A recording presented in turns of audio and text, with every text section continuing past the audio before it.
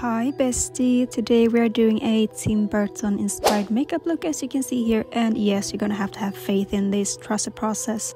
No time to waste, let's go. First thing first, I am applying the Limitless Soft Matte Foundation from Zara with a dense foundation brush, in this case a kabuki brush. No need for perfection, just get it on there, we're gonna fix it later.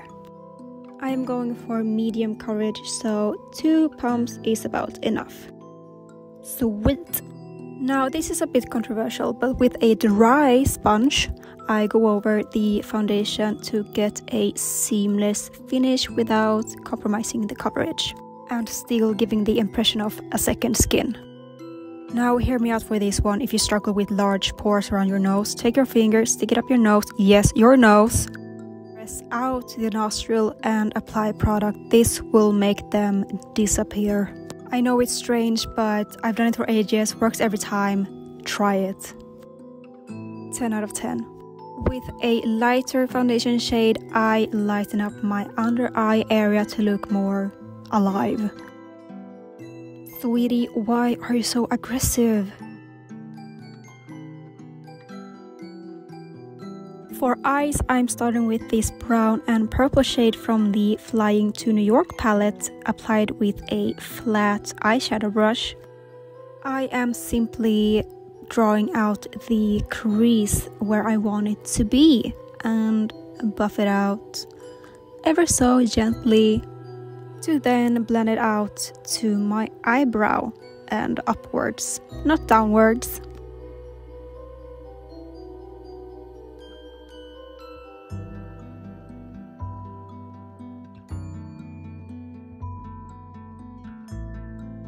I'm still using the brown shade, but again with the flat brush to create a false waterline. This is going to make the eye look big and droopy like a Tim Burton character.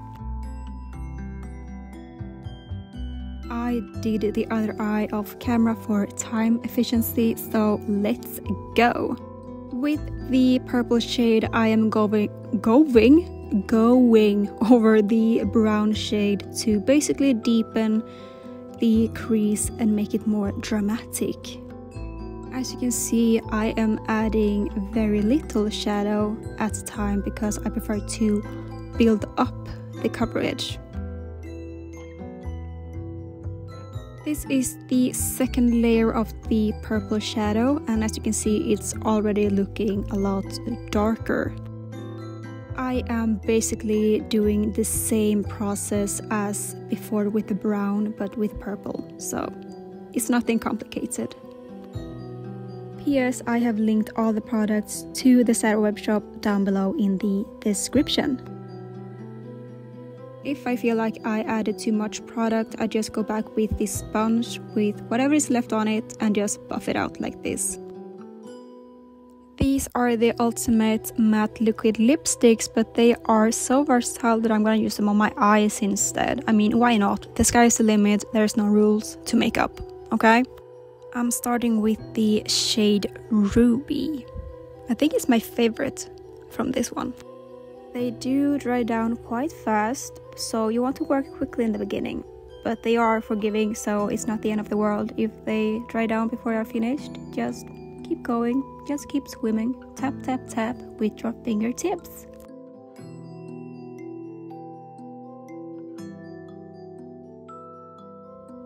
This is shade Duchess, a rich red wine-ish color, very yummy and deep. Also, here is a reminder to trust the process because at the moment it's giving black eye, but it's gonna look fabulous. Just trust the process. As you can see, I am basically just going over the crease and darkening the shade and blending it out for dear life to get a seamless finish.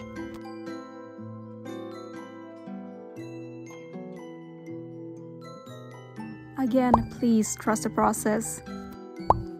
And lastly, with a black eyeliner, we are going to, for the last time, darken the crease. You can use a black eyeshadow for this, but For some reason, I always prefer to use a smudged eyeliner. Whatever floats your boat, am I right? And finally, to make the crease sharp enough to cut diamonds, remove the excess eyeshadow with a Q-tip with some makeup remover. Take the Luminous creamy concealer and cut that shit out.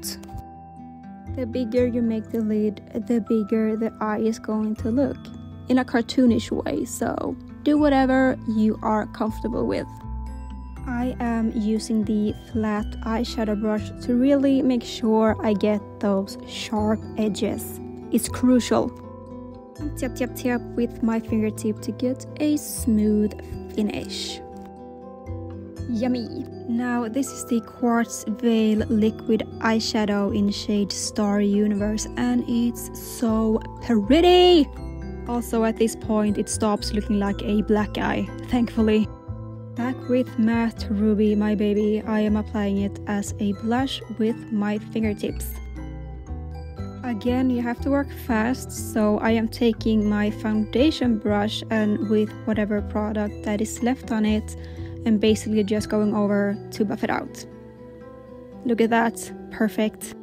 And going back with the black eyeliner, I am just marking the lash line. Does not be perfect because we are going to buff it out with the flat eyeshadow brush, as you can see here.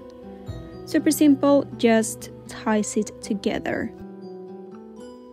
And I do the same with the drawn on waterline.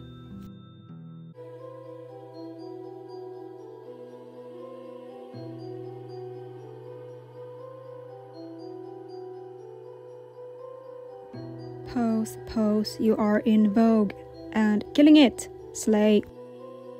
Ruby, my sweetie, you're finally doing what you're supposed to do, going on the lips. Just slather her on there. Doesn't have to be perfect because we are going to buff it out with the blending brush to get like a blushed lip moment. Exactly what I am living for. Add more if necessary and just tap it out with your fingertip. If you want, you can use the brush as well. Honestly, I don't care. Do whatever feels best for you.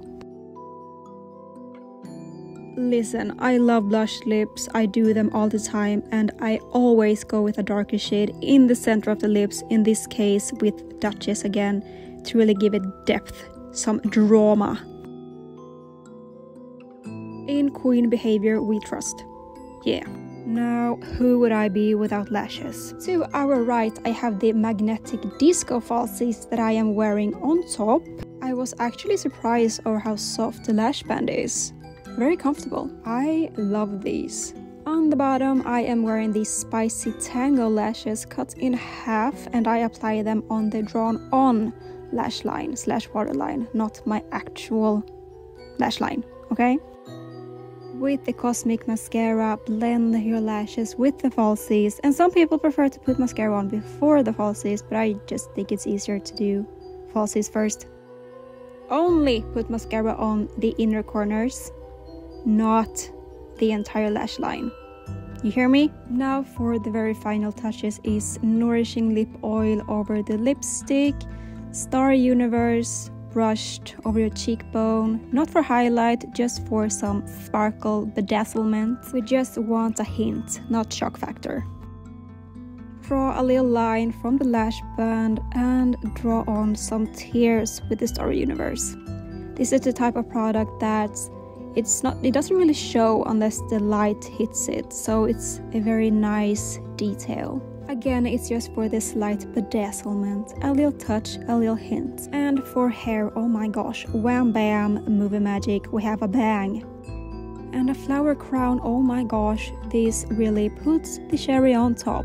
Tim Burton himself would cast me in his movies right now. And here is the final look, a Tim Burton inspired makeup look, nothing more, nothing less, and I love it. To slay or to slayant, and Sarah slayed. Thank you and good night.